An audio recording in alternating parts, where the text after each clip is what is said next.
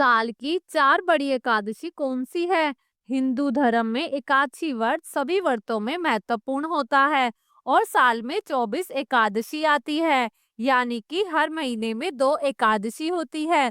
हर महीने की शुक्ल पक्ष की पूर्णिमा से 11वें दिन और कृष्ण पक्ष की अमावस्या से 11वें दिन एकादशी का व्रत आता है। जिस साल अधिक मास या फिर मल मास आता है, तो एकादशी व्रत की संख्या भी 2 बढ़ जाया करती है, अर्थात 24 एकादशी की जगह 26 एकादशी होती हैं। अधिक मास में आने वाली एकादशी को पद्मनी एकादशी और परमा एकादशी के नाम से जाना जाता है। सभी एकादशी व्रत भगवान विष्णु की पूजा अर्चना के लिए समर्पित होते हैं। मान्यता है कि जो भी इस एकादशी व्रत को सच्चे मन से करता है, उसके सभी पापों से मुक्ति मिल जाती है और इस लोक में सभी सुखों को भोगकर मृत्यु के बाद स्वर्ग में स्थान प्राप्त करता है। कहा जाता है कि एकादशी व्रत के प्रताप से पितरों को मोक्ष मिलता है। एकादशी व्रत की महिमा अनंत है। जहाँ अन्य व्रतों को करने से पुण्य मिलता है, किंतु एक समय बाद वो खत्म भी हो सकता है, वहीं एकादशी व्रत को श्री हरि की प्राप्ति का व्रत बतलाया गया है और इससे मिलने वाले पुण्य का कभी क्षय नहीं होता। अर्थात इस मृत्यु लोक से जाने के बाद भी एकादशी के महान व्रत का पुण्य मनुष्य के साथ रहता है। एकादशी के व्रत में भगवान विष्णु का ध्यान करते हुए विष्णु चालीसा, विष्णु सहस्त्र नाम इत्यादि का पाठ करना चाहिए। इस दिन हरि नाम का कीर्तन और जप इत्यादि फलदायी होता है। वैसे तो हर एकादशी का व्रत भगवत प्राप्ति कराने वाला होता है, लेकिन सभी एकादशियों में से 4 एकादशियां ऐसी है जिनका विशेष महत्व माना गया है और वही सभी एकादशियां बड़ी एकादशी कहलाती हैं। तो चलिए सबसे पहले बात करते हैं पाप मोचनी एकादशी की। पाप मोचनी एकादशी चैत्र मास की कृष्ण पक्ष की एकादशी को मनाई जाती है और धार्मिक मान्यताओं के अनुसार पाप मोचनी एकादशी का एक विशेष महत्व है। पाप मोचनी 2 शब्द पाप और मोचनी से मिलकर बना है, जिसमें पाप का अर्थ पाप या फिर दुष्कर्म है और मोचनी का अर्थ है हटाने वाला, यानी कि पाप को हटाने वाला। जैसा कि नाम से ही स्पष्ट होता है, इस एकादशी का व्रत करने से साधक के सभी पाप दूर हो सकते हैं। पाप मोचनी एकादशी व्रत का महत्व। पाप मोचनी एकादशी का व्रत रखने से मन की चंचलता खत्म होने के साथ धन और आरोग्य की प्राप्ति होती है।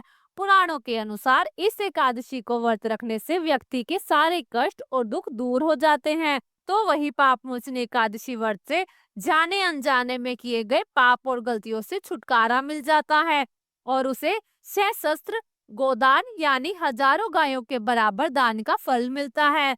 मान्यता है कि ब्रह्म हत्या, स्वर्ण चोरी, सुरापान और गुरु पत्नी गमन जैसे महापाप भी पाप मोचनी एकादशी व्रत करने से दूर हो जाते हैं। दूसरी बड़ी एकादशी का नाम है निर्जला एकादशी। निर्जला एकादशी ज्येष्ठ मास की शुक्ल पक्ष की एकादशी तिथि को मनाई जाती है।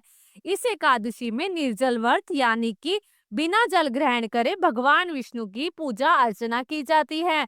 ऐसी मान्यता है कि कोई अगर पूरे साल एक भी एकादशी का व्रत नहीं कर पाता और सिर्फ निर्जला एकादशी का व्रत भक्ति पूर्वक कर लेता है, तो उसे सभी एकादशियों का फल मिल जाता है। निर्जला एकादशी को भीम एकादशी भी कहा जाता है। मान्यता है जो कोई भी यह व्रत रखता है, उसकी सभी मनोकामनाएं पूर्ण होने के साथ ही यश, वैभव और सुख की प्राप्ति होती है। निर्जला एकादशी का महत्व। निर्जला एकादशी व्रत सबसे कठिन व्रतों में से एक है। इस एकादशी के बारे में मान्यता है कि अगर पूरे साल एक भी एकादशी का व्रत नहीं करते हैं और जो निर्जला एकादशी का व्रत करते हैं, तो उनको संपूर्ण एकादशियों का पुण्य फल प्राप्त होता है। पद्म पुराण के अनुसार इस व्रत को करने से दीर्घायु और मोक्ष मिलता है। इस व्रत को अंजल का त्याग करके करना पड़ता है। तीसरी बड़ी एकादशी है आमल की एकादशी। आमल की एकादशी फागुन मास के शुक्ल पक्ष की एकादशी तिथि को मनाई जाती है। इस एकादशी को आंवला एकादशी और रंग भरनी एकादशी भी कहा जाता है। अमल की एकादशी को सारी एकादशियों में श्रेष्ठ माना जाता है, क्योंकि इस दिन भगवान विष्णु के साथ आंवले की वृक्ष की विधिवत पूजा किया जाता है।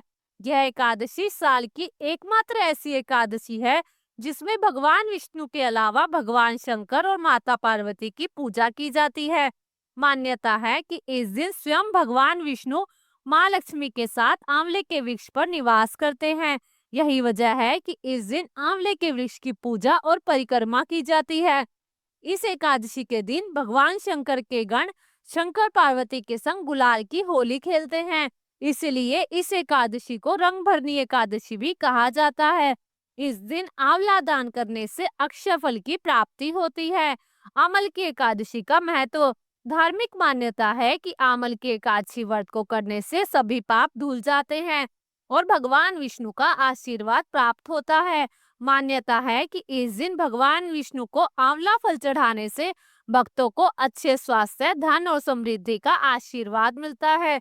शास्त्रों के अनुसार जब सृष्टि की रचना के लिए ब्रह्मा जी का जन्म हुआ, तब उसी समय भगवान विष्णु ने आंवले वृक्ष को आदि वृक्ष के रूप में प्रतिष्ठित किया, जिसके हर भाग में ईश्वर का स्थान माना जाता है। अब बात करते हैं देवउठनी एकादशी की। देवउठनी एकादशी को देवउठनी एकादशी भी कहा जाता है। ये एकादशी कार्तिक मास के शुक्ल पक्ष की एकादशी तिथि को मनाई जाती है। इस एकादशी को देवउठनी एकादशी या प्रबोधनी एकादशी भी कहा जाता है। आषाढ़ मास के शुक्ल पक्ष की एकादशी तिथि को देव शयन करते हैं और कार्तिक मास के शुक्ल पक्ष की एकादशी तिथि को उठते हैं। यानी भगवान विष्णु 4 महीने के शयन के बाद इस दिन जागते हैं, इसलिए इसे देवउठनी एकादशी भी कहते हैं। इस एकादशी के दिन भगवान विष्णु की पूजा अर्चना की जाती है। मान्यता है कि इस दिन भगवान विष्णु और तुलसी माता की पूजा करने से मनवांछित फल की प्राप्ति होती है। देवउठनी एकादशी का महत्व। देवउठनी एकादशी सबसे महत्वपूर्ण एकादशियों में से एक होती है।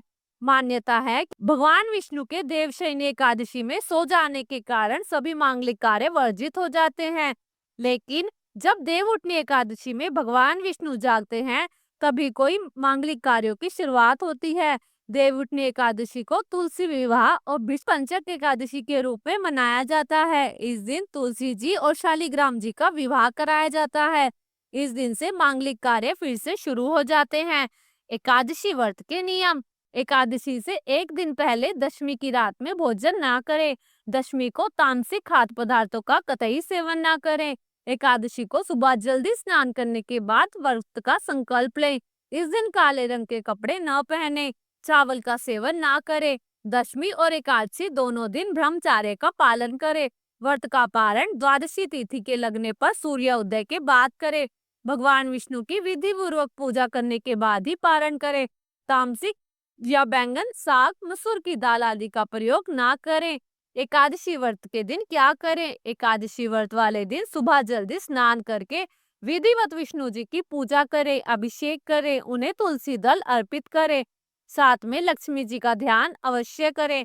तत्पश्चात भोग लगाकर आरती करें। इस दिन व्रत अवश्य करें, क्योंकि ब्रह्म वैदत पुराण में कहा गया है कि जो व्यक्ति एकादशी के दिन उपवास करता है, वह सभी प्रकार के पापों से मुक्त हो जाता है। हजारों यज्ञ भी एकादशी के बराबर नहीं हो सकते। दोस्तों, उम्मीद है आपको एकादशी की ये जानकारी पसंद आई होगी। वीडियो अच्छा लगा तो वीडियो को लाइक जरूर करें और ऐसी ही कथा और कहानियां सुनने के लिए हमारे चैनल को सब्सक्राइब भी कर लें। जय श्री कृष्णा। जय श्री हरि विष्णु। धन्यवाद।